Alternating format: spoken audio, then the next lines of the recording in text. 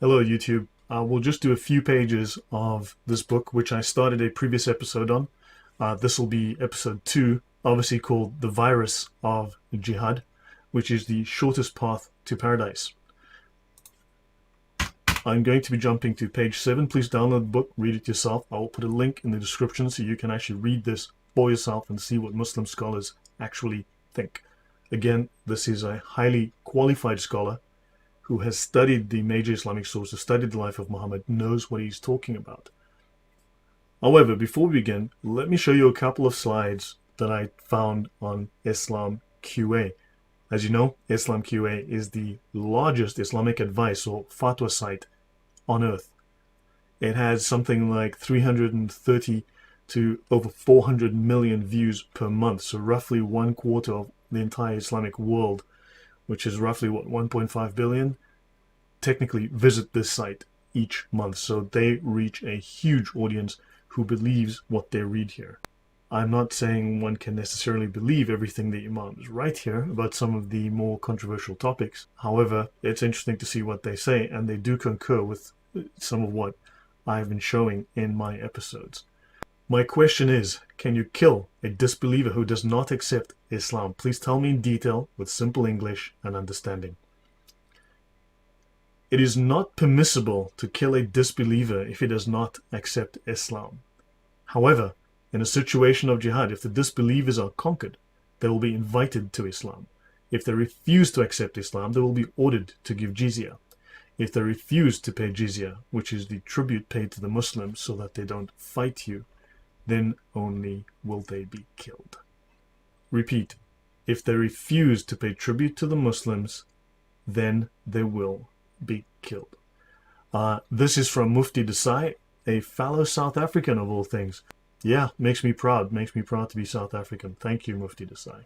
Next one, let's have a look and see what they say here. I have a question about offensive jihad. Does it mean that we are to attack even those non-Muslims which don't do anything against Islam, just because we have to propagate Islam? Wonder where he got these ideas. Maybe from, I don't know, jihad in the Sharia? For the sake of Allah includes the propagation of Islam. Now, remember, we often hear the term jihad fi sabilillah, which means jihad in the path of Allah, sometimes translated as jihad for the sake of Allah. And this includes the propagation of Islam. These are some of the compulsory, obligatory, mandated tasks for Muslims. So, for the sake of Allah includes the propagation of Islam, the survival of Islam, and, interestingly, the extermination of those hindrances which impede the progress and the expansion of Islam. If a country does not allow the propagation of Islam to its inhabitants in a suitable manner, or creates hindrances to this, then the Muslim ruler would be justified in waging jihad against this country, so that the message of Islam can reach its inhabitants, thus saving them from the fire of Jahannam. If the Kafir allow us to spread Islam peacefully, then we would not wage jihad against them. Again, Mufti Ibrahim Desai. Thank you, Mufti Desai. I really appreciate your forthrightness here. That's, makes me really proud to know that I've got a fellow South African writing such nonsense. Sadly, though, they believe this. Do not forget, jihad is not just about violent warfare. There are many different kinds of jihad, including jihad of the sword, jihad of the pen, jihad of the mouth, the tongue, jihad of money. So we need to be very careful about what's happening, because there will be propaganda, there will be infiltration, there will be lots of things besides just the violence that we see. But it does say if they're allowed to spread Islam peacefully, in other words, if you submit to their demands, they won't fight you. But if you just don't roll over and play dead, they will wage jihad against you. I thought jihad, as we were told by Linda Sarsour and so many others, that jihad is self-improvement, having more salads, helping little old ladies cross the street. It seems that, that may not be entirely accurate if what we read here is correct, especially coming from a mufti. So please look this up on Islam QA. Now, back to the book. I left off previously on page 8, and we should go through to about page 12 or so. Different types of jihad. There are two types of jihad against the kafir. There's the offensive jihad, which comes first, and defensive. Let's read a bit more about offensive jihad. This is when the Muslims launch an offensive attack. If this attack is on the kafir who have previously received the message of Islam, then to call them towards Islam before commencement of the attack is considered preferable, not compulsory, not obligatory. If the message of Islam has not reached them, then the kafir will be invited towards Islam. Again, not necessarily compulsory. If you've watched my shows on Logos Media, on the Unspun discussions on Islam, as well as on Reasoned Answers, you will see where I discuss that they can make the call, and if they did not make the call, there is no penalty. They may still attack you regardless. If they reject this true faith, then they will have to pay jizya, the kufr tax. This is tribute paid to the Muslims so that you will not be further attacked. If they refuse to submit to the payment of jizya, then the Muslims are to fight them.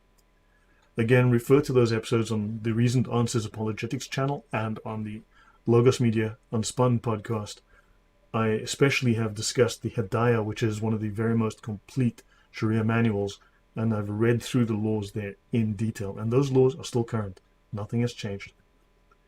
With this type of jihad, the kafir who plot against the Muslims are repelled and their hearts are filled with fear, so that they do not succeed in their plans. The offensive jihad is fard kifaya. This is a communal obligation, an obligation that falls upon the entire community of Islam or the Ummah, the purpose of which is to ensure the kafir remains terrorized and away from mischief, thereby allowing the message of Islam to be conveyed without obstructions. This seems to line up with some things that we just read on Islam QA. How coincidental. If one group of Muslims fulfill this obligation, then it will be sufficient on behalf of all Muslims. But if no Muslims fulfill this obligation, then everyone is considered sinful. It is stated in Fatwa Shami, it is required of the Imam, the leader of the Muslims, to dispatch the army routinely once or twice a year towards kafir countries. It would seem that offensive jihad is obligatory and they're required to fight. Interesting, so maybe ISIS had it right. I actually was reading some things last night discussing ISIS. The disagreement was not over the doctrine of ISIS, which is 100% compliant with the Sharia, 100% perfect, normal, standard Sunni Islam. The issue was that they went ahead and did it without the support of the entire Islamic ulama. The issue was just that they went ahead early. It is also the duty of the Muslim public to assist the Imam in this noble cause. If the Imam does not send an army, then he will be considered sinful. Oh boy. The majority of jihad undertaken at the time of our Prophet Muhammad was within the category of offensive jihad, because it's a religion of peace and Muhammad was a man of peace. In fact, he was a man of peace who had lice living on his head. As we can see here, Muhammad was the perfect man, and Zainab, she was picking lice from the head of the Messenger of Allah. An incredibly clean man who had lice living in his head. Yes. Islam for the win. Now moving on. The Quran has called upon the Muslims to undertake the offensive jihad, and when this obligation is satisfactorily fulfilled, there would be no apparent need for the defensive jihad. So they attacked us first to prevent us from attacking them in case we realized that they were going to attack us and we attacked them to defend ourselves. They need to attack us first. I get that. When Muslims neglect this important obligation, then they are subjected to the defensive jihad, and this has become, with regret, widely common in our time. Now, you have to note the word obligation here is a legal term in Islam. Islam being a legal system. It's imams being lawyers. They are legal scholars. Watch my most recent episode on the Reasoned Answers Apologetics channel this week. I discussed this. Defensive jihad is when the kafir enemy attacks the Muslims. Okay, fine. Well, anyone and everyone has the right of defensively protecting their homeland, their borders, the integrity of their nation, their sovereignty from attack. That is no surprise. That is nothing new. However, offensive jihad is something that is, well, the Nazis did it, and yeah, Islam does it. You work it out. So jihad is considered fard ayn, or a universal obligation, or a personal obligation under the following conditions. When the Imam, the leader of the Muslims, orders the Muslims to go for jihad. The explanation of fard ayn is that every person will go for jihad to such an extent that the son will march forth without the permission of his father, the wife without the permission of her husband, the debtor without the permission of the creditor. Normally, these obligations prevent them from engaging in jihad. But this changes things. The jihad becomes fard, which is obligatory, firstly upon all the Muslims in the immediate area, and if they're not sufficient, it is obligatory upon the Muslims in the next town or country to assist. If they are not sufficient, then it will be fard upon the next country until the fard extends from the east to the west. Makes you glad that Islam is an ummah and they all get together and join hands in jihad against the West. That's good to know. Jihad in the Quran. The subject of jihad has been discussed with particular emphasis and in considerable detail in the Quran. There is consensus of opinion amongst the researchers of the Quran that no other particular action has been stated in such great detail as jihad. Many surahs primarily guide the believers towards this path. The subject of jihad has been expressed in many ways in numerous verses of the Quran. The verses explain in detail the clear objective and benefits of jihad. Many verses warn of the dangers of leaving jihad. There is such great emphasis on this subject that some commentators and scholars of the Quran have remarked that the topic of the Quran is jihad. The terminology of jihad fi sabilillah, which means jihad in the path of Allah, has been used in the Quran 26 times. And the word qital, or fighting, is used in the context of fighting in the path of Allah, is mentioned 79 times. There are whole surahs in the Quran which have been revealed explaining the ruling and the virtues of jihad. I would prefer to think of it as the virus of jihad because we're dealing with the coronavirus. And it admonishes those who leave jihad, such as Surah Anfal, consisting of 10 whatever that is, and known as Surah Badr, and Surah Bara'ah, which consists of 16 whatever the heck those are. The Surahs Baqarah, Nisa, and Ma'idah have large sections on the topic of jihad, and in the Surah Hadid, the weapons of jihad is detailed. There are surahs which are named after battles, like Surah Azhab, Battle of the Trenches, Surah Qital, Fighting, Surah Fat, Victory, and Saf, the Battle of the Rose. The title of these surahs clearly illustrates the subject matter of jihad. In Surah Adiyat, an oath has been taken on the horses of the Mujahideen, and further in Surah Nasr, worldwide revolution. Yeah, that sounds like something to look forward to. It's like, the communist revolution, the Nazi revolution. Yeah, sure. This sounds great. And the spreading of Islam has been mentioned through jihad. Well, there you go. Islam spread by the sword.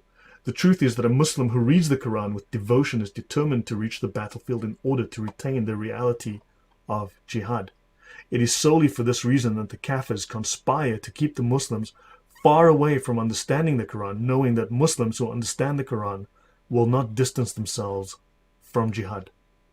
It is a religion of peace. Repeat after me. They're going to kill you because it's a religion of peace. The next topic here is jihad in the hadith. I will discuss that in the future. I hope you enjoyed this. Please leave your comments below.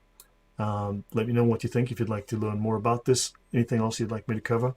Please look at my long form shows on the channels that I've mentioned. Please just keep repeating that Islam's a religion of peace and hope they don't kill you. Thanks. Goodbye.